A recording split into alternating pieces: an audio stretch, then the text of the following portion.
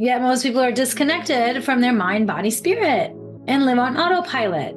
Intuitive eating is about trusting your inner body wisdom to make choices around food that feel good in your body without judgment and without influence from that diet culture. Because there's lots of that out there. That's never going to change, right? We were all, born with the skill to eat.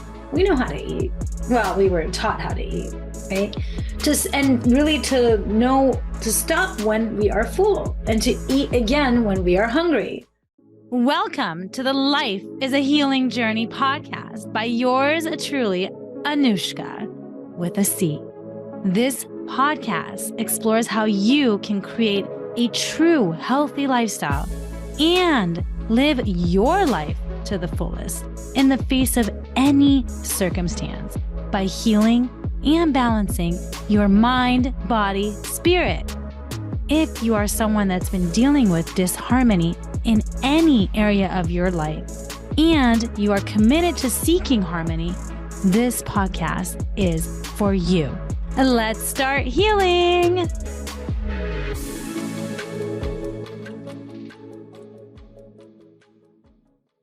I am changing around this podcast to really have it be more organic than structured. Since I've noticed that there are topics out there that I want to share with you all about that are not just mind or body or spirit, but more so they encompass two or even all three of this trilogy. So today I'll be sharing about intuitive living, which does include mind, body, spirit, all three of it. And it is a fascinating topic that many are becoming more and more interested in exploring. Intuitive living, as defined by Michelle Mullady, I think that's how you pronounce the name, who's a spiritual teacher. There is a universal, unconditionally loving, intelligent life force that exists within and all around you at every given moment. It dwells within you as a profound insight, a bright guiding light, and a fluid fountain of inner wisdom. You can open up this magnificent source and supply of know-how and good judgment through your intuition, which is a silent superpower, as I always like to say too, that tells you what feels correct and accurate for yourself at that point in time. Now, that's very unique to each person. And it's really at that point in time that's really the key, because intuition changes at any given moment, at any point of time.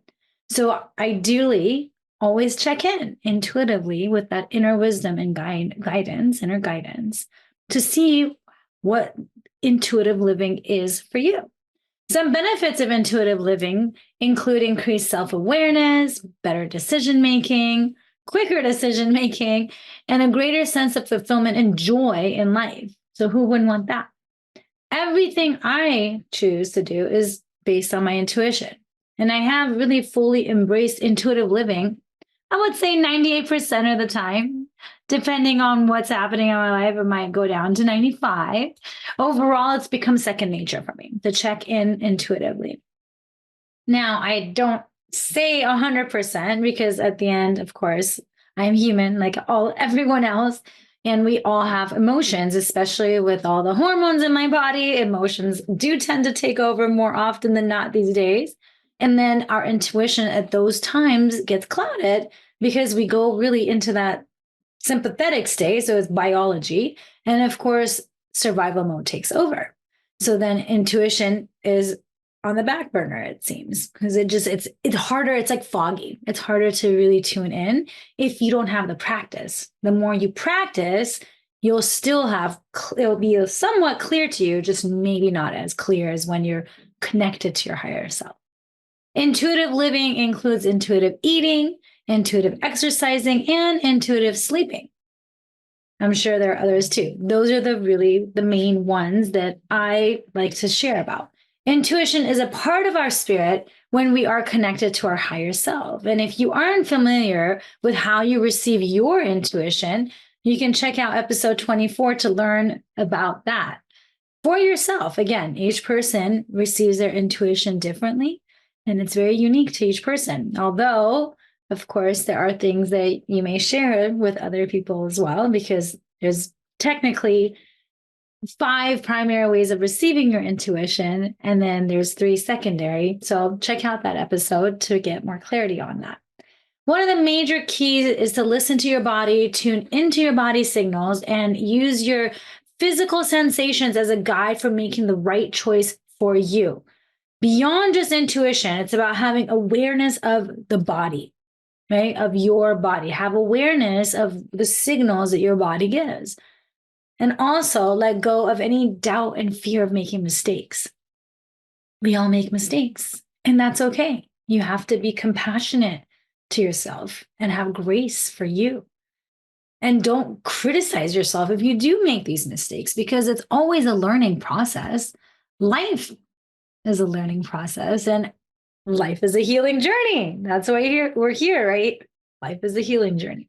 Just like you wouldn't expect a kindergartner to know calculus, it's something I always love to say, although there are some college students that don't even know calculus, and kindergartners, you don't expect them to know calculus or algebra for that matter, right? So you can't expect yourself to do everything 100% immediately and get it all right away. That's just really putting really high expectations and a lot of pressure on yourself. And when you do that, there's a huge chance of disappointment. So really just let go of that 100%, period. I'm always about 80-20 because that's just how we are as humans. So if you do great 80% of the time, awesome. And allow yourself for that flexibility in the room to either make mistakes or reward yourself, especially when it comes to the intuitive eating part, right? 20% of the time. Again, if that's something that you'd like more about, that 80-20 golden rule, that's episode 27 if you missed it. It comes down to taking those small steps to gain trust and confidence in yourself. So let's start with the intuitive eating. Intuitive eating is a powerful approach to developing a healthy relationship with food and your body. It's an eating lifestyle that promotes a healthy attitude toward food. And really your body image too. That's important, having a positive body image, love for your body. Intuitive eating is actually a book that was created by 2 dietitians that is actually evidence-based mind-body health approach. That's what it was initially created for. And 2 dietitians put this book together in 1995, Evelyn Tribole and Elise Resch. And they called it intuitive eating, where there's a whole hunger scale that I will talk to in a moment. I can't believe it's been 29 years, and I'm sure we've come a long way since then. So there's probably so much more out there around intuitive eating than back then even, right? And how cool is that they really came about this that long ago when we were not in such a higher consciousness than we are right now. So the idea comes down to you technically should know when you're hungry, and you should eat when you're hungry and stop when you're full. Duh, right? Such an easy concept, but really not everybody does that. And actually most people don't do that these days because there's so much more mindless eating, or people just don't even think about it. And it's just, again, like mindless, not mindful. Now, it's the process of using those internal cues, again, body, right, rather than any external rules. So internal cues, not external rules, to guide decisions about what, when, and how to eat. No need for setting up these rules, even time and things like that. It really sounds so simple, yet it really isn't for most people, just because life takes over. Eating is actually meant to be an intuitive process and really based on your body's signals. Yet most people are disconnected from their mind, body, spirit and live on autopilot. Intuitive eating is about trusting your inner body wisdom to make choices around food that feel good in your body without judgment and without influence from that diet culture. Because there's lots of that out there. That's never going to change, right? We were all duh, again, born with the skill to eat. We know how to eat. Well, we were taught how to eat, right? Just and really to know to stop when we are full and to eat again when we are hungry. Look at babies, right? They have a great way of crying and letting you know when they're hungry. And then they stop eating when they're full. Somehow that gets lost as we grow older. The key is mindful eating versus that mindless eating. And then, of course, as I mentioned, following that hunger scale. Now you can search online, which I really recommend. Search online, just put in hunger scale 1 to 10 or hunger scale intuitive eating, and it'll show an actual scale for you, which I'm going to actually talk about now. And so it starts off with, so it's 1 through 10. So the 1 being beyond hungry. And this is when you're maybe feeling dizzy, weak. You might even start getting a headache, like migraine-like headache. This is when you get hangry, right? This is that beyond hungry. Then number 2, the second one on the scale is very hungry, where you are feeling irritable, cranky, or nauseous, starting to get to the hangry place. So there's when you're very hungry. It's like getting really to the point where you're just completely drained from food. And then we have 3, hungry. Your stomach may feel like it's empty and you want to eat. You might have some growling that starts. So this is 3. So this is like, okay, yes, I'm hungry before it gets to very hungry. And then we have 4, which is a little hungry. Body is starting to send signals that it's time to eat. So again, this is tuning into your body. 5, neutral. At this point, your body has the fuel it needs to work properly. 6, you feel your body and appetite are satisfied. Like there's just, it's satisfaction. 7, full. Stomach is full, but you can eat a few more bites. And if you eat a few more bites, you'll get to 8, which is stuffed, feeling uncomfortable, might even be hurting. And then we have 9, bloated, where you're feeling very uncomfortable and you're unbuttoning your pants, tired, and may want to even go to bed because you're just drained and done. Like, oh my gosh, this is like starting to get really painful. Which then, if you really binge, that's when you go to that beyond full 10, where you're feeling miserable and feel like you never want to eat again, versus when you're at 1, it's like you want to eat an entire restaurant. And I'm sure most of you, if you're like me, have experienced like all the numbers on the scale at one point in your life or another. As you connect with your body, you will begin to learn your body's scale. Again, it's unique to each person because it's how your body signals you, and you only know that. It's ideally best to eat when it's 4, little hungry, or 3, hungry. That's the ideal time period where you should eat.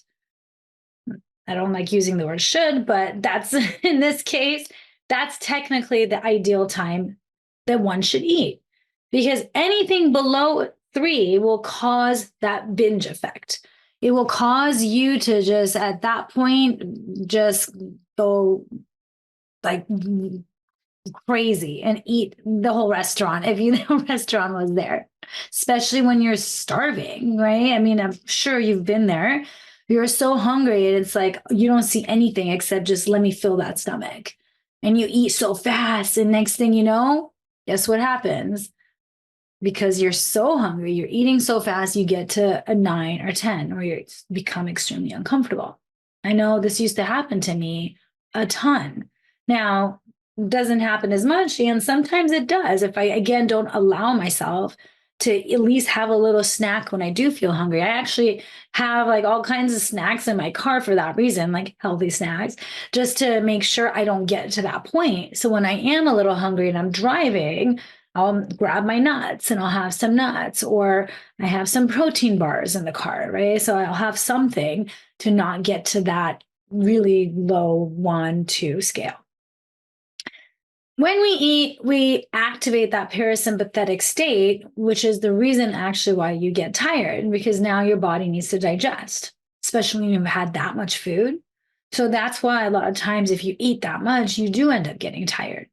And it's actually another reason why some people that eat it, they want to eat at nighttime just so they can sleep, because otherwise they can't sleep. Or people that fast sometimes can't sleep at nighttime because their body is just not in that digestive mode. And so they want to trigger this parasympathetic state and activate it by eating at nighttime, which again, that impacts the sleep. So that's a whole nother thing.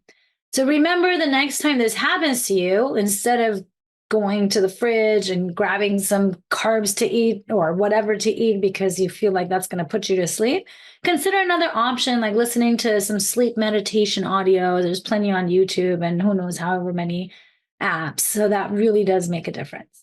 Another tip I give clients is to notice your body's signals and the signal of a sigh. So it's like, while you're eating. I know when I'm eating and my body sighs, it's my body telling me that I'm approaching 7 on the scale. So I'm approaching full. And at that point, if I have more than another like couple of bites, 2, 3 bites, that's it. I'm at 8 stuffed. So I've learned to only take maybe 1 more bite after a sigh, sometimes 2. And then literally 15 minutes later, I'm like, why did I take that second bite? So notice your own body's cues. That sigh is one that I share with clients, and a lot of people have noticed that they have that same body signal. So take that on and consider seeing if your body sighs while you're eating, because our body is always talking to us. And when you notice your body's cues, that's when you can actually start to live that intuitive eating. So notice that.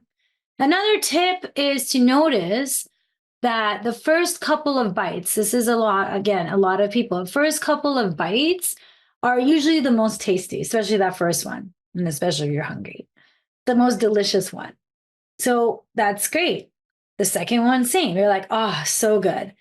As you have more bites, like third, fourth, and fifth, the taste isn't as satisfying or as delicious as the first couple bites were. This is, again, your body letting you know, hello, I'm starting to get satisfied.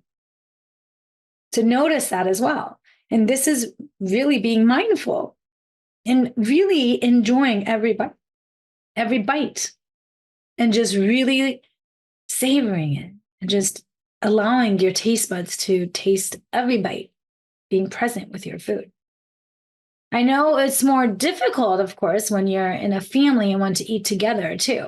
And it's important to honor your hunger, even if that means eating at different times than the rest of the family, which might make it difficult, especially those external rules, right? It's like tradition. We all eat together, and totally understandable.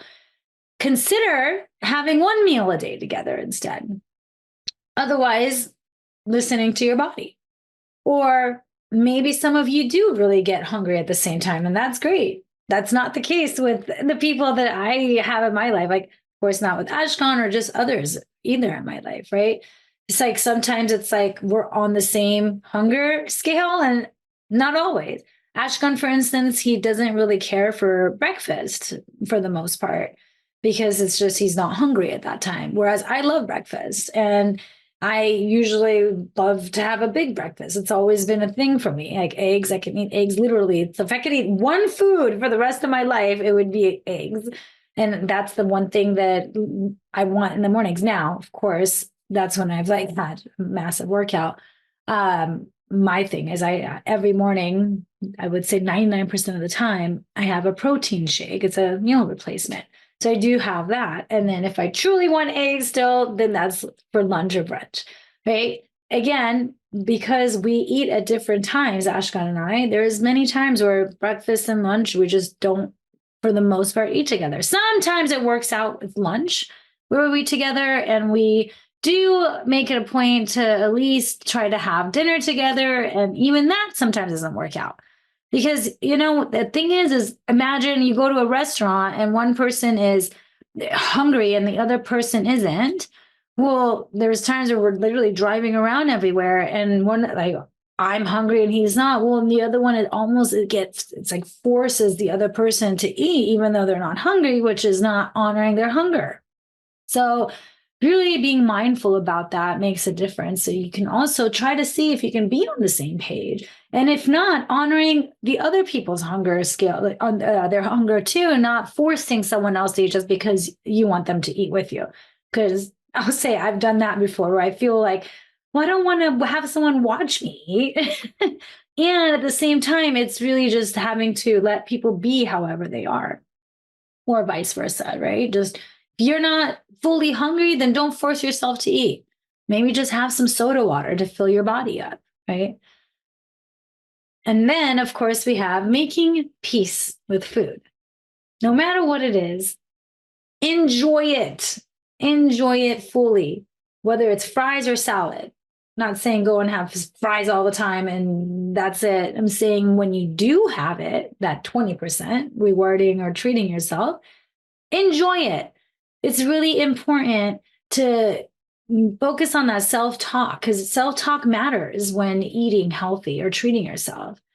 Even if you're eating a salad that you don't like that in itself, it's like, oh, I'm eating this just because I'm forcing myself to eat it. Like that also, that's not healthy. So it's like no matter what you're eating, enjoy it, and choose a salad that you like. Don't force yourself to eat things that are like not tasty to you because your body hears you. Your body, every cell in your body is listening to your self-talk. And I even feel it. If I'm eating something that doesn't taste good, which barely happens, I pretty much like can eat anything. And even if it's not the best tasting, like I personally, I just see it as like, hey, this is healthy for me and I'm neutral towards it and I enjoy it. Not everybody can do that. Totally understand that. And it's because I used to take shots of alcohol and it was absolutely disgusting, but I did it anyway. So I'm like, okay, if I did that, then I should be able to eat anything or drink anything that's for my health and actually enjoy it. So this is more like a mindset thing, right? It's shifted. Get out of that guilt and shame cycle, especially when eating those treats. So if you're treating yourself to a piece of chocolate or fries, stop saying my guilty pleasure. Let that go. And instead, enjoy it, truly enjoy it as a treat and say, this is a treat, whatever that may be. And reject the diet mentality. Diets just don't work. I mean, okay, they work temporarily. Yes. If you're really wanting to get in shape and you're like, okay, this is it, let's go. Yeah, take it on. And recognize that this is for you to get from where you're at to a certain goal. And there's got to be maintenance after that. Because if there isn't, then right back. That's the reason. There's like a multi-billion-dollar industry, weight losses. That's what I said. It's so easy. Eat when you're hungry and don't when you're not. But it's not as simple as that. Otherwise, it wouldn't be such a huge industry, right? So really take a look at what you can do to create a healthy lifestyle. And which I always prefer to say that 80-20 healthy lifestyle. And be really wary of all those restrictive eating patterns. Because when you're really restrictive, the mind, it literally does something to where you want to rebel and it makes you want what you cannot have even more. So be cautious and wary of that because it makes a difference. And again, you can actually do that for a short period and then choose maintenance because otherwise you may be doing your body more harm than benefiting in the long run. And many of us do eat emotionally or stressfully too for comfort because eating makes us feel good. It's like a drug, a temporary fulfillment when eating in such a state, which then makes it difficult for the body to digest the food because the sympathetic system is activated during those times. So once again, tune into your body before putting any food in your mouth and check the hunger scale first and be mindful before emotional or comfort eating. Your body is a temple, so treat it that way. When you do so, you begin to honor your body and health. Intuitive eating is a journey and not a quick fix. It's about creating that healthy lifestyle for life. because nothing matters without help. Next week, or the next episode, I will get more into the other parts of intuitive living, because it really comes down to taking those small steps. So subscribe to make sure not to miss that, and begin incorporating some of this hunger scale into your intuitive living lifestyle and really see the difference it can make. Begin having that awareness. That's the key. Begin noticing those signals. Subscribe to not miss the next episode. Thank you for listening to Life is a Healing Journey podcast. You are here to peel and heal one layer at a time, to live your life to the fullest in the face of any circumstance, while embracing a life filled with love, joy, and peace. If you are in disharmony in any area of your life and truly desire to be in harmony and committed to elevating your health and well-being, I'm one click away. Find me at healingwithanuschka.com. And remember, that's Anuschka with a C. And if you like what you heard, please subscribe and share this podcast with your loved ones.